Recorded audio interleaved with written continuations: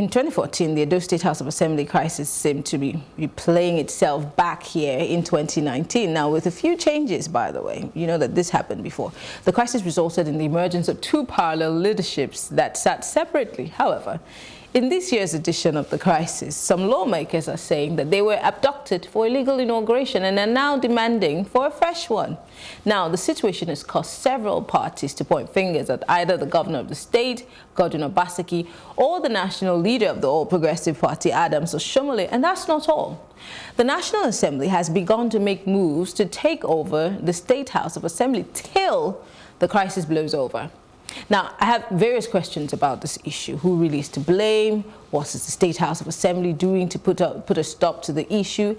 And last but not the least, is it constitutional for the National Assembly to take over a State House of Assembly? I still have in the studio Steve Agode. He's a lawyer and, of course, he's of ACT Network. And we still have in the studio Sam Adeleke, political analyst. Thank you, gentlemen, for sticking by. Now, I just played the trailer of the movie Edo State House of Assembly coming soon. On a serious note, this has happened, like I said, but not the way it has happened in 2019. And the two people in this, Adams Oshiomhole and Godwin Obaseki, who fingers are being pointed to them. So let's start with the man Adams Oshiomhole. For 2019's election, from 2018 into 2019, his name has literally been on the lips of people in the APC, especially those in the opposition. You know, because there have been two factions literally in the APC across the country, and most of them have accused him for the crack in the party. I'll start with you.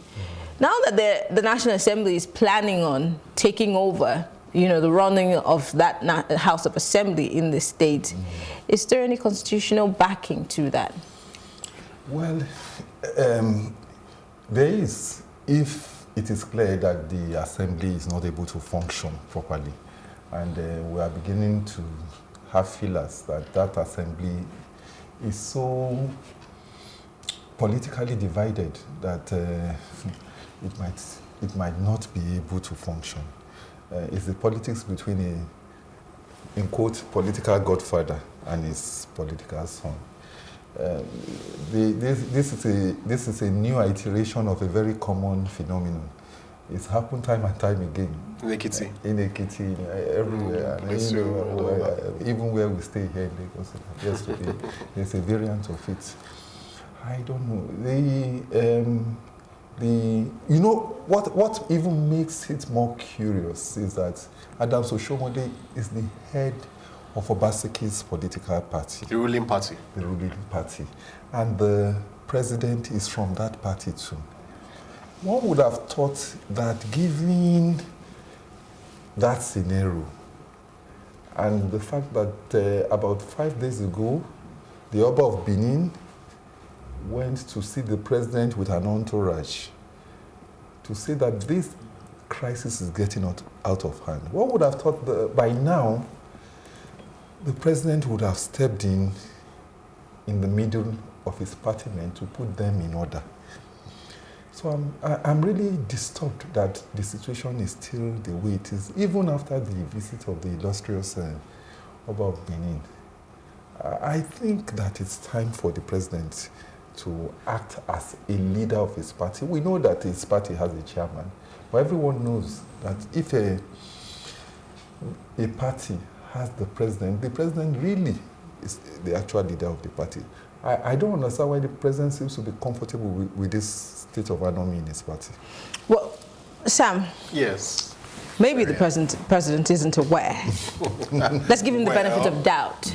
That he has too many things to deal with. Very busy. He has his hands full, and he has to deal with the Shiites. Right. He has to deal with Ruga. He has to deal with all kinds of things. Even Okon. Sending delegation to Egypt. Of course, he has to deal with the AFCFTA. Yes, Africa, you know, the Africa trade. He has a lot of things to deal with. Probably this is small fish compared to, you know, what he's dealing with. Interestingly, it is not. Edo State is a very strategic economic state for Nigeria. Why? The two largest palm oil producing companies, Okon Oil and Presco, are from Edo State. These are guys that are capitalized to the tune of over 10 billion, doing so well in Nigerian Stock Exchange. And there's a way politics affects economic climate and the way investors perceive the environment. If the legislators, the lawmaking arm of a state like Edo State are at loggerheads, people come in the middle of the night with short knickers, to get sworn in, and a governor who is from the corporate world, a technocrat, even though they say all politics is local, you are doing such, and even just yesterday, or the day before yesterday, there was this newsletter where he said he's sustaining the legacies of Oshiomhole, publicly fronting that there is peace, but back home you are steering and ruffling feathers. I think, like you said, the president needs to show leadership, and also other party leaders. APC is a big party. The Asiwaju, the vice president, and even the Oba of Benin. You guys should come together, and where there are elders in Yoruba land, they say where there are elders, the head of the baby at the back will not. Oh my God! Let's look at that. But then, that probably means that where there are elders, there should not be chaos in a society. Yes. So I believe that is an opportunity to show leadership and to also bring together, warring fathers or warring leaders who were hitherto, allies. It's not proper that the national leadership of APC is watching the states go to flames like this. It's not necessary. I asked a question after the elections about the infighting in the APC, and not just in Edo State, all across the federation, which has caused a lot of cracks and Lagos. And I asked if the APC was going to be able to survive the problems that these cracks have caused. And a couple of people were very optimistic, but it's still brewing. Still brewing. A month after elections, or if not two, and we're here again.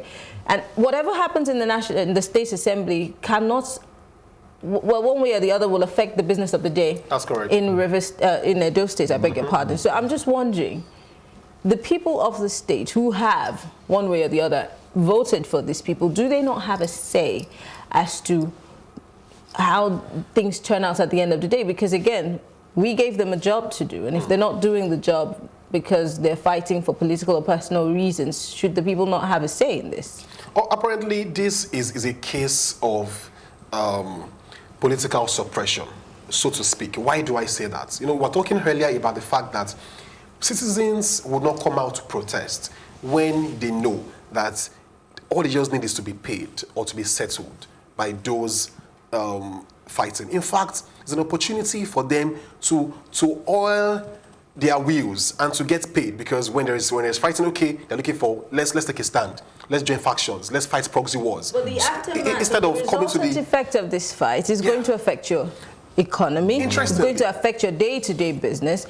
It's going to mess up security in your state. Uber just launched in Benin just this week, and the governor himself launched it. So when people are coming to invest in your state, private organizations, international companies are coming, and the citizens cannot see the big picture, and they are watching these two political leaders, go to the market and fighting shamelessly. I think, like you said, it's beyond on the citizens to rise up. There are civil society organizations based in Edo State. Protest that, guys, sheath your swords. Let us have proper leadership. Let us have this inauguration drop properly so that we can get to the business of governance. If not, we keep playing politics for the next 4 years and strategizing for the next election. Whereas the act and the proper job of building the states will not be done. Politics has not become an end in itself. It should be a means to an end. Interesting.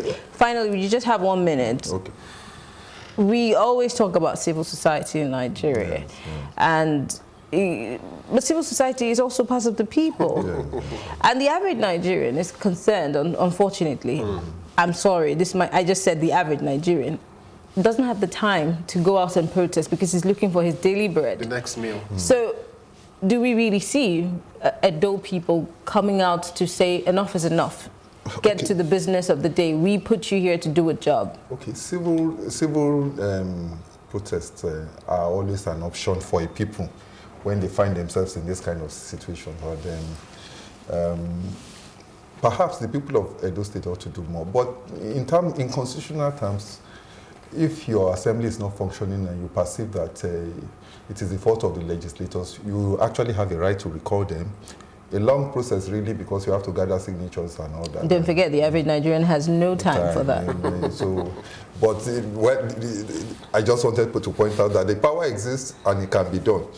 But, well, the Oba of Benin representing his people. Right. I mean, I'm from Edo State myself, but Benin is a significant part of the kingdom. Remember, this is an old, long-standing... Oh, we know the history of Benin. So when the Oba of Benin comes out, leaves his domain to come and meet you as president, it means something is amiss at home. Because usually he doesn't leave. He doesn't leave his house. So when the Oba of Benin leaves his house to come and see you, that means he has a sense that things have gone out of control. So in closing, do we see the president stepping in or wading into the matter? I would not bet on it because of the antecedents of the president. Wow. I hope he would, but I wouldn't bet on it. I was hoping for a positive remark, but okay. Well, I want to say thank you, Steve Agiode of the ACT Network. He's a lawyer, and Sam Adeleke, political analyst. Thank you, gentlemen. All right, we'll take a short break and bring you our plus packages. And when we return, I'll be giving you my take.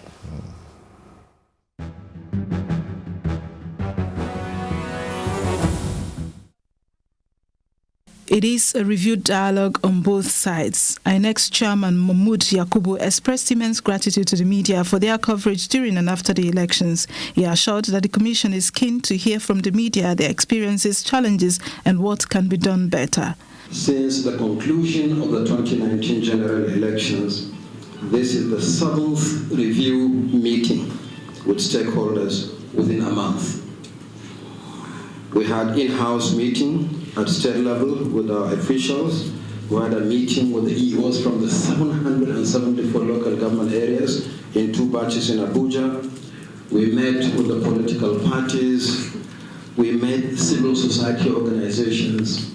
And only last week, Thursday, we met with the media, generally speaking.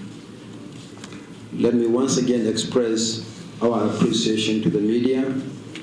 You covered all the activities of the 2019 general elections. Items on the top of the list for discussion included procedure for accreditation of media organizations and reporters, access to information on INEC, conduct and experiences of journalists and voters on elections day, amongst others. I am very delighted to welcome you all to this review meeting organized by the Commission to interface with the media, largely to evaluate the Commission's performance in the last general elections. We want to hear from you. We want to know how you feel we performed during the conduct of the elections. Journalists present, editors and line managers made recommendations, while INEC directors who spoke called on mainstream media to always fact-check all information with evidence provided in the face of fake or alternative news. Historically, the media has long been recognized as a cornerstone of democracy, providing platform for political discourse, especially during elections. And we have just witnessed that in this past election. Also in recent times, especially with the advent of social media, not only are we witnessing the erosion of age-old dependency on traditional mainstream media as a source of evidence-based information, there is increasing mistrust due to many instances of deliberate misinformation and the spreading of fake news or alternate news, some of which, regrettably, may also be finding its way to mainstream media. In the final analysis, calls were made for the media to remain a worthy ally of the Commission, whereas the Commission, on their part, be prepared to comprehensively evaluate the conduct of previous elections and adopt better ways to improve the electoral processes in the future. For Plus TV Africa, Amaka Okoye.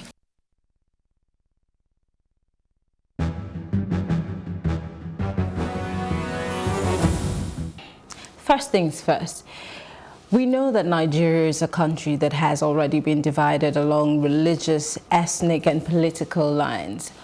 We know this, but why allow those lines to grow bigger and thicker by fueling issues such as not allowing people to protest for whatever they believe in. And like my guests have said, every citizen of this country, because we're a secular country, is allowed freedom of worship. Now, until that worship becomes a threat to the country, they're free to go about their business. So the question is, why is El Zakzaky still being held in custody?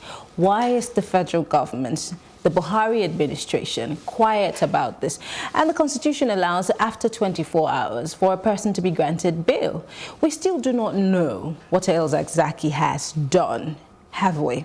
We still haven't understood why he's still in custody. There have been several calls from the international community, within and without, asking for this man's release. How long are we going to wait for an issue that we could easily resolve in Nigeria to escalate? Well, God forbid. But what we saw at the National Assembly today could easily escalate into something that we may not ever be able to handle. So this is my take. I think that the presidency needs to do the needful. Deal with this issue once and for all. Force is not the solution. Let's have a dialogue. And of course, everybody's free to worship whoever they want to worship, however they want to worship, within the confines of the law. And talking about the Edo State House of Assembly, we had the same drama, something similar in 2014, and now in 2019 we have parallel leadership in the House of Assembly. The party leadership has not said anything about it. An Oba that you don't see every other day. You know, we have this thing, a proverb in this country where we say a toad is not seen running in the day. It's either it's pursuing something or something is after it. But the Oba decided to pay the president a visit, and one is wondering, what is Mr. President going to say? He is the general leader of the APC. It's a war, a political war per se, between Obaseki and, of course, the party leader of APC, Adams Oshomole. When will the president step in? Well, my question is, why hasn't he? As soon as possible, Mr. President, please step in so the people of Edo State can get to the business of governance. And again, the people of Edo State should not sit back and watch this unfold. They cannot have this happen again and again. It's time to hold your leaders responsible for the process of governance. It's time for them to get to work, and they're here bickering over who's properly inaugurated or who was not inaugurated. They need to sort themselves out and get to the business of leading the people of Edo State. A word they say is enough for the wise. I am Maryann Okon, and it's been Plus Politics. Have a great day.